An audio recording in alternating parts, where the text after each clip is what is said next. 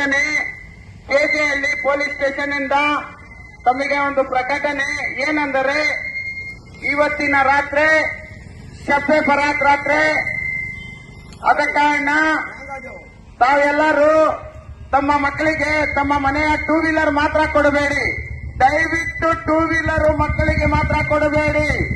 ಇವತ್ತಿನ ರಾತ್ರಿ ತಾವು ಟೂ ವೀಲರ್ ಕೊಟ್ರೆ ಅವ್ರ ರಸ್ತೆಗಳಲ್ಲಿ ವೀಲಿಂಗ್ಗಳು ಮಾಡ್ತಾರೆ.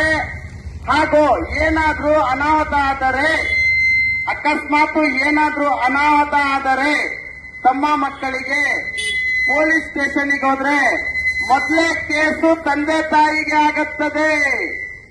ತಂದೆ ತಾಯಿಗೆ ಮೊದಲನೇ ಕೇಸು, ಆಮೇಲೆ ಮಕ್ಕಳಿಗೆ ಪನಿಷ್ಮೆಂಟ್ ಕೊಡಲಾಗುತ್ತದೆ.